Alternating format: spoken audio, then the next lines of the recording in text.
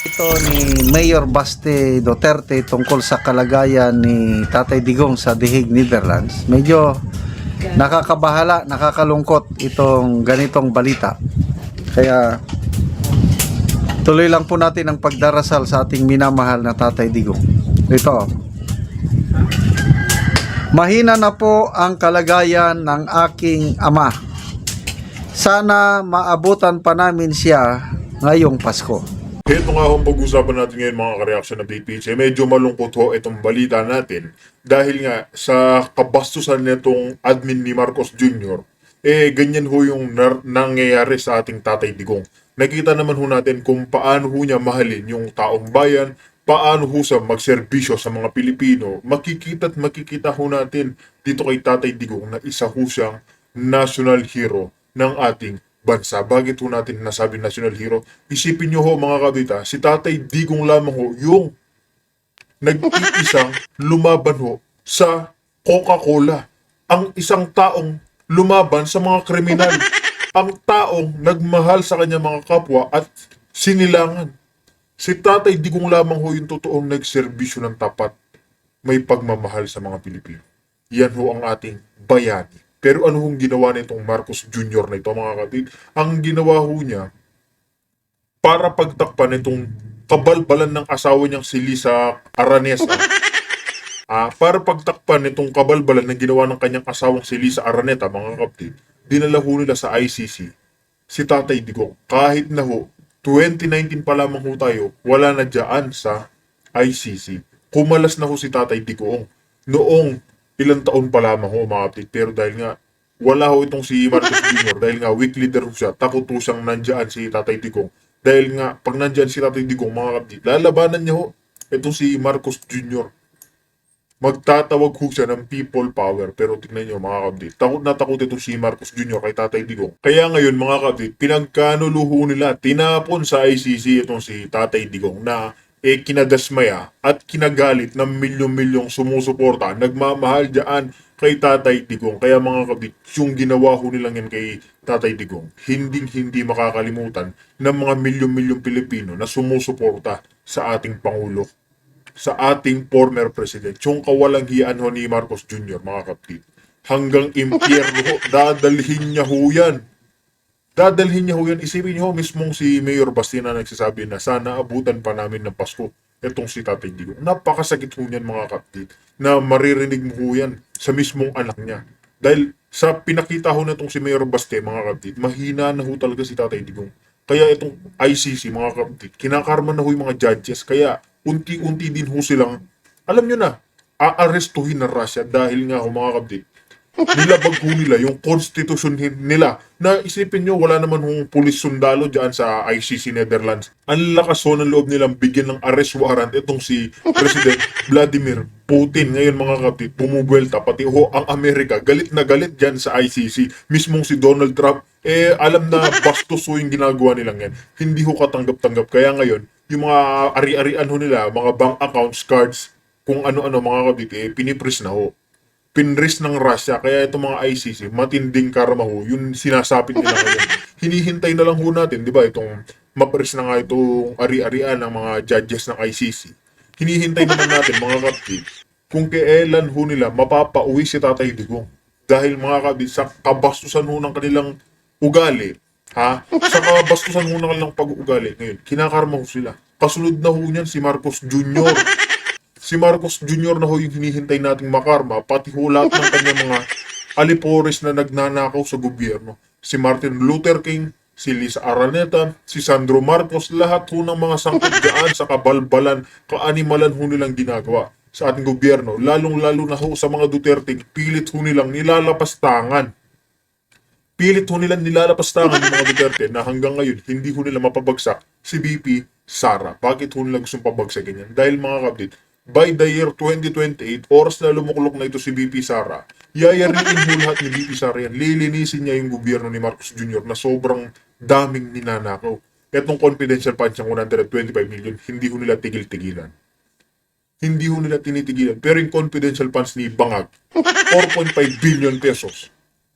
Wala hong nag-iimbestiga. Bakit si Risa Hontiveros ngayon tahimik? Pero noong 125 million pesos kay BP Sara, sobrang ingay ho nila. Lahat ho ng Pitlawan, Dilawan, lahat ho mga kabit nagsasama-sama para ho pabagsakin ang mga Duterte. Pero ngayon nga, pagdating kay Marcos Jr., pag bilhin yung usapin, hindi ho sila nagsasalita. Wala ho silang kibo. Katulad ng sinabi ni Kiko Matchin, nagmamasid daw ho sila sa flood control. Trilyon-trilyon yung nawawala, nagmamasid sila. Ayaw nilang idawit si Bobong Marcos kasi nga ho, hindi ho natin alam mga ka-update kung pati sila sinasapalan ng mali-malitang pera. Di ba? Sila na ho yung nakakaalam dyan kung billion din ho yung pinopondo sa mga hinayupak na ito. Di ba? Pero tignan naman ho natin mga kapit, kahit magpa-survey pa ho tayo sa daan, sa kalsada, kahit ho saang sulok ng Pilipinas, kung sinong gugustuhin nyo, si BP Sara o si Bangag. Tingin nyo ho ba may pipili pa kay Bangag? Siguro mga kapit, yung pipili sana yung mga katulad ho niyang humihit-hit. Pero pagdating kay BP Sara, yan po yung mga tapat na followers at tapat na alam na ho nilang nagsiservisyo, naglilingkod si BP Sara sa taong bayan. Pag may sakuna, wala hong social media. Mismong mga kababayan na lang ho natin yung kumukuha ng litrato kasi nga ito si BP Sara. Lalo na pag may bagyo, may sakuna. Agad ho nandiyan yan. Agad ho nakatulong yan. Pero si Marcos Jr., mga kapatid, hindi na pa ho alam kung meron ba talagang bagyo o wala. Yan ho yung pinagkaiba ng totoong may pagmamahal sa kapwa at alam niya, nagpapapogi lang sa social media. Nagpapapogi, nagpapabango sa mga media outlets. Diba? Kaya makikita natin, mga kabit, itong si BP Sara, matinig na ho talaga yung pangalan.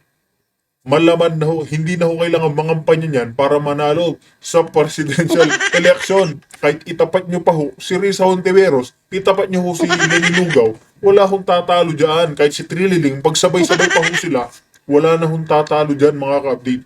Si BP Sara ang uupo o luluklok sa 2028 presidential election. Kaya lahat ng paninira sa kanya, nito nga si Madriaga, pinopondohan daw ng Pogo at ng mga, alam niyo na, mga drug lords. Hindi na ho kailangan ni BP Sara para ponduhan. Hindi na ho kailangan ni BP Sara gumastos ng piso para manalo. Dahil alam ng mga Pilipino kung sino ang mga Duterte, kung paano mamuno. Sampal ho yan kay Marcos Jr. Kaya ngayon, lahat ng pagpapabagsak sa kanya, mga kapti, wala ho. Hanggang dyan lang ho sila. Kaya itong ICC, mga kapti, matinding karma na talaga yung nakikita ho na sa kanila. Isunod nyo na ho si Marcos Jr. Parang awa nyo na. Para sa magandang Pasko ho namin, mga Pilipino. Ikulong na yan si Marcos Jr., si Martin Luther King, si Lisa Araneta, at ang kanyang anak na si Charis. Yan lang mga kaptita. Managot lang ho yung mga hinayupak na mastermind na yan. Kaya masaya na ho yung milyon-milyong Pilipino. At hindi lang yan ang hiling natin mga kaptita. Ang makahuwi ng buhay si Tatay Digong, kahit na i-house arrest nila ho dito, okay lang ho basta nasa ating bansa. Kaya mga pakinggan na ho natin ito si General's Viewpoint patungkol pa rin sa pahayag ni Mayor Baste na hanggang ngayon kalungkot-lungkot pa rin ho yung nangyayari. Dahil nga mga kapatid, mahina na ho si Tatay Digong, mauwi lang ho siya ng buhay mga kapatid, masayang-masaya na ho ang mga milyon-milyong Pilipino sumusuporta, nagmamahal ho sa kanya. Kaya mga kapatid, huwag na ho tayo magpaligoy-ligoy pa. Kung bago lang ho kay Sari Channel, isang like, isang share, isang subscribe lang ho. Malaking tulong na ho yan. Repta na ho tayo. Lungkot naman. Sino bang nandun sa Netherlands ngayon na nakatoka sa family nila na bisita? Alam ko si BP Sara nandun siya. I don't know kung nakabalik na siya. So, maganda yung ginagawa ng pamilya. Every week o every day o basta merong hindi nawawalan ng member ng family na nandun nakatuka para hanggat payagan ng ICC kung pwede araw-araw na may dalaw si Tatay Digong. So I don't know kung kailan ang schedule ni Mayor Basti na pupunta doon. Kaya ito nga siguro nabalitaan niya kina BP Sara yung Although hindi masyadong nilalabas yung kalagayan ni Tatay Digong, but silang pamilya nagtatawagan. Baka nalaman ni Mayor Baste na mahina ang kalagayan ni Tatay Digong. Kaya sabi niya, mahina na po ang kalagayan ng aking ama. Kasi naman, 80 years old, kahit hindi ka nakakulong, kung 80 ng iyong edad, ay talagang manghina. Ako ngayon, 66 pala akong edad. Nagtataka, ang hirap. Ito, nakaupo ako, no? Pagtatayo na ako, ang hirap kong tumayo. Kailangan kong hahawak para lang makatayo ako. Sabi ko, hindi naman ako ganito noon. O isipin niyo ho yan mga kabita, nasa 60 nga pa nga lang ho, mahirap-hirap na hong kumilos. Isipin niyo ho yung 80 years old na. Isipin niyo mga kabit, yung 8 years old na kung gaano kahirap yung nararamdaman ho niyan, lalo't lalo na umiinom ng napakadaming gamot para ho sa katawan niya. Marami na hong komplikado sa loob ni Tatay Digong, sa internal niya ho mga kabit. Marami na hong komplikado. Kung si Marcos Jr., sigurado mga kabit, gawin ho sa kanya yan, meron na ho yan katulad dito yung mga nagnanakaw, di ba? Yung pag nahuhuli silang nagnanakaw, yung mga, yung kay Gloria mga kabit, hindi ito niya yung sa leg niya, yung kulay puti. Pag kasi hinuhuli mga magnanakaw, mga kabit, nagkakaroon ng mga kulay puti dito. Alam nyo yun, yung kung nga rin napila yung leg nila. Hindi ho natin alam, mga kabit. Pero kung ito si Tatay Digong, hindi naman ho ganun ka-OA na maglalagay ko ng kulay puti dito sa kanyang leeg. Pagdating siguro kay Marcos Jr., mga kabit, pag hinuli ho siya, ha? Sigurado. Pati yan si Liz Araneta, si Kokak. Tingin ko natin mga kabit, meron po na kulay puti dito yung nakabalot sa leg nila. Kasi pag tradisyon na ho na mga magnanakaw yun mga kabit. Si Tatay Digong kasi mga kabit, matanda na ho talaga yan. Literal na matanda na. Sinabi na nga ho ni, nagmamali-mali na ho. Alam naman ho natin yung nagmamali-mali, yung nakakalimutan na yung mga isang bagay. Kung nga ako, kung nga mga kabit, mali-mali ako. Meron akong kinuwang baso, nilagay ko sa taas ng refrigerator. Tapos ngayon, gagamitin ko na itong baso na ito. Mapapaisip ako, umupo akong ganyan. Nasaan pala yung baso ko? Hinahanap ko niyan yung baso ko, mga kabit. Hinahanap ko, hindi ko na alam kung saan ko nilagay. Yun ho yung mali-mali. Makakalimutin na ho si Tatay Digong. Kasi nga mga kabit, sa tanda na ho niya, 8 years old na ho yan. Sobrang daming iniinom na gamot. Kaya nga, chinek ho yan ng 3 doktor na yung resulta nga, mga kabit, binigay na ho sa judges na sinabi sa neurohukusin sa utak kung kaya pa ba ni Tatay Digong. Alam niyo na, litisin, compete to trial pa ho yung kanyang utak. Kasi nga, matanda na ho yan, mali-mali na. Hindi na nga minsan nga kakapagsalita ng maayos mga kapatid. Diba? Tapos ganyan ho yung ginawa kay Tatay Digong ni Bobong Marcos Jr. Kaya lahat ng hinagpis ng taong bayan, mararanasan po yan ni Marcos Jr. Oras na matanggal yun sa pwesto. Lahat ng pandidiri, pansusuklam kay Bangat, mararanasan niya ho na hindi sa minahal, sinuportohan ng mga Pilipino. Kung hindi, gusto ho siyang matanggal dito. Dalhin ho ulit sila sa Hawaii. Di ba? Dalhin ho ulit sila sa Hawaii. Katulad yung tatay niya, noong namumuno pa yung diktador niyang tatay, mga kapatid. Hawaii 2.0. Yun ho yung gusto ng taong bayan. At hindi lang yun. Makulong ho siya ng habang buhay. Pati yung anak niya si Charis, yung asawa niyang si Kokak, makulong lang ho yan mga kapatid. Masayang-masaya na yung Pasko ho natin. Di ba? Iba talaga ang epekto ng edad. Noong una, basketball, jogging, lahat gagawin ko. Ngayon, hindi na ako pwedeng mag-basketball. When was last year ata, sinubukan kong nag-basketball. Reklamo ang katawan, napakasakit ang katawan after ng strenuous physical activity. Kaya ang ginagawa ko ngayon, lakad na lang. Lakad. Kaya meron akong smartwatch, okay lang nami-measure yung number of steps ko per day para mini-maintain. Ilan na ba ko ngayon? Mababa pa lang, 6,409 pa lang aking steps. 10,000 ang target. So, 80 years old, hindi ko ma-imagine yung hirap na dinadaanan ng ating Tatay Digong. Kaya itong ginawa ng Marcos administration na ito na pinakulong, pinakulong nilang ating Tatay Digong, hindi ko makakalimutan. The worst. Walang utang na loob, Duterte family ang tumulong sa kanila para manalo, makabalik sa Malacanang. Duterte ang nagpalibing sa kanila ang tatay. Ito pa ang isinukli. But anyway, sabi nga ni Tatay Digong is tinanggap niya ng kapalaran niya. But there will always be a day of reckoning. Ang gaba dili magsaba. Tingnan nyo. Ang unang nakikita na ng gaba ngayon, yung mga ICC judges. Ilan yung siyam na ICC judges inisyuhan ng warrant of arrest ng isang Russian court. Wanted na sila ngayon. Baka anytime dadamputin sila ng mga Russian operative, sila naman ang makulong sa Russia. Sabay na Russia and America ang gumagalaw para parusahan itong mga ICC judges. Mga credit cards nila, bank accounts, prose na lahat, hindi na sila makagalaw, halos wala nang panggasto siguro. Kaya nagrereklamo na, umaaray na sila. Kaya tama yung sabi ni Senator Padilla, Diyos na ang gumagalaw para maipaghiganti ang ating Tatay Digong.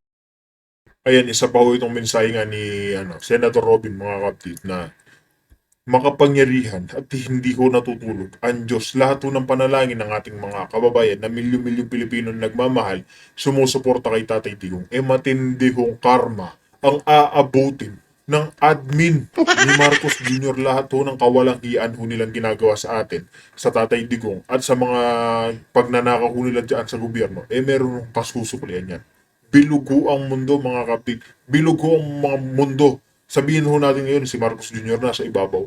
Darating din ho ang oras niya na pabagsak na ho siya. Ngayon, mga kapatid, bilog yung mundo, di ba? Ito si Marcos Jr., mga kapatid, paliko na ho siya. Patumba na ho. Nakikita ho natin pati yung mga tumanggap sigurado sa kanya na mali-maleta, milyon-bilyon sa ICC judges. Tinatamaan na rin ho. Lahat ho ng kawalang hiyaan nila, nakakarma na ho sila, mga kapatid. Nauna lang yung mga judges ng ICC. Lahat ho ng judges na manglilitis kay Tatay Digong, mayayari ho, mga kapatid. Lahat ho sila nadadamay na. Sino hong kasunod niyan? Sino hong kasunod niyan? Yung mga magnanakaw sa ating gobyerno. Si Marcos Jr., si Martin Romualdez. Yan ho yung mga kasunod na malilitis.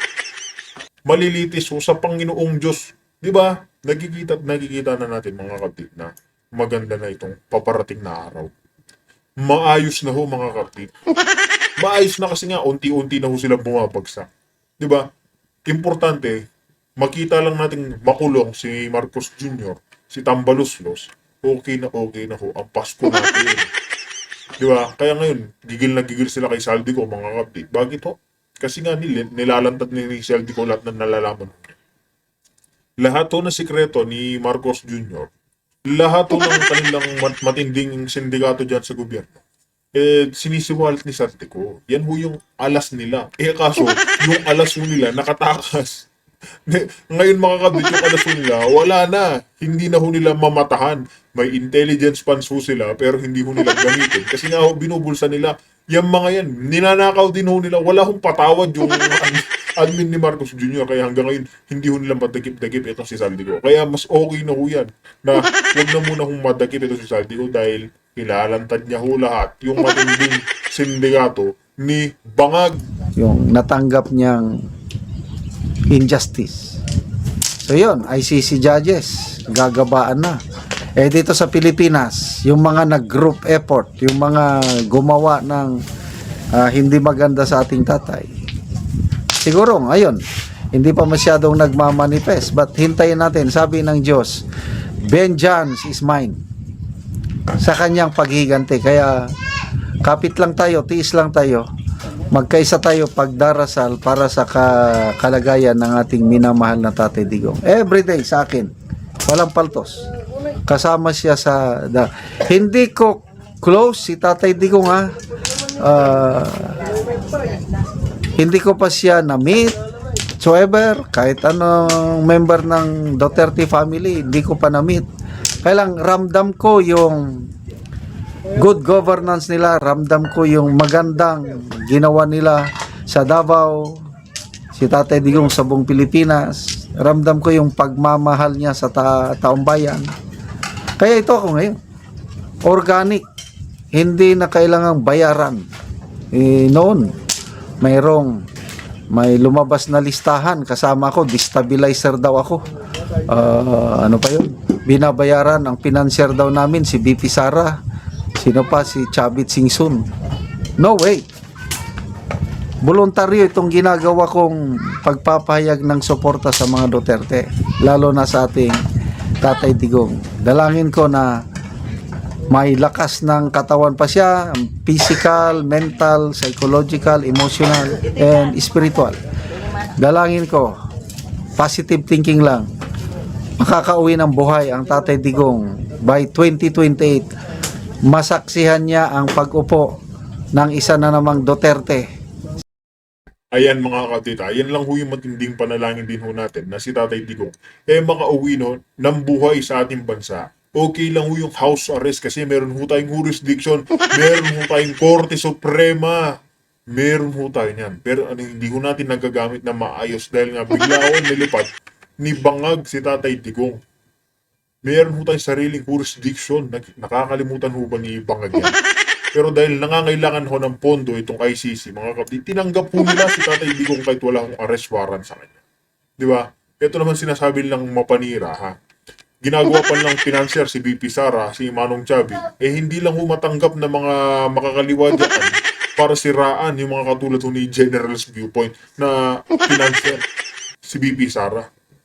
Para pabanguhin si BP Sara, hindi na nila kailangan pabanguhin yung mga Duterte dahil milyong-milyong Pilipino ang nakakaalam na ang mga Duterte may malinis na puso, may paglilingkod ng tama sa kanilang bayan. Tingin niyo ho ba yung Davao City magiging ganyang kalinis kung bangag yung namumuno? Tanong ko lang ho, o ba't itong lugar ni Marcos Jr., yung Ilocos Norte, total, presidente ho siya, naging congressman, naging mayor, bakit yung lugar ho ng Ilocos Norte? Wala ho. Isa sa pinakamahirap na probinsya sa buong Pilipinas. Nasa top 6 ho yata yan na pinakamahirap na probinsya sa buong Pilipinas. Pero sobrang dami hong pinondo dyan, ha. Ang dami hong proyekto ni, ni Charis ng House of the Representatives. Meron ho ba natatapos? Tanong ko lang ho mga kabi. Tanong ko lang ho, meron ho ba? Wala ho, puro chinap-chap na budget para ho nakawin ho nila. Ibulsa na naman ng mga hinayupak na pamilyang Marcos. Ganyan ho kawalang hiya yung mga Marcos kaya hanggang ngayon, milyong-milyong Pilipino ang sumasabog sa galit, namumutok ang dugo sa kababuyan, kawalang hiyaan netong si Bangag at ng kanyang pamilya. Di ba? Sa Malacanang. The woman to beat, sabi nga ni Atty. Rowena Guanzon, is BP Sara. Walang makakatalo. Kaya pati si retired Associate Justice Noel Tiham ng Supreme Court, maraming takot kay BP Sara ang magpresidente. Kasi once nga nagpresidente siya, wala siyang sasantuhin. Itong mga nakaupo ngayon na puno ng incompetence, puno ng corruption, sobrang impunity, yung walang takot na ba na gumawa ng masama. Pag nakaupo si BP Sara, tapos ang maliligayang araw nila. Kaya sana lalakas pa ang loob ni Tatay Digong. Panalangin natin, huwag siyang patatalo. Narinig naman na ho natin mga kapatid na mismong Korte Suprema kilala na ho nga si BP Sara na marami hong takot dyan, lalong-lalo na yung mga yung mga sumisinghot, yung mga paborito ni Bangag. Takot ho yan dyan kasi nga ho, tatak Duterte. Ano ho bang ginagawa ng mga Duterte sa mga addictus benedictus? Alam na ho natin yan. Tayo nagmamahal kay Tatay Digong, kay BP Sara, mas ikabubuti ho nila yan. Kesa naman kamukha nitong si Shell Jock, no, mga kapatid, na ngayon, pinupuri, parang sinasamba na nga ho nila yung mga, yung biktima daw ng war on drugs ni Tatay Digong. Ngayon, parang ginagawa nila Santo Papa, yung mga sumakabilang buhay na mga gumagamit ng, alam nyo na, paborito ni Bangag. Kaya mga update, kung meron mo kayo naging opinion, reaction, patungkol nga ho dito sa ating video, kay Mayor Baste, kay Tatay Digong, kay BP Sara, mag-komento ho kayo sa ating comment section para ho ating pag-usapan. Kaya mga ka-update, dito na ho natin tatapusin ang ating reaction video.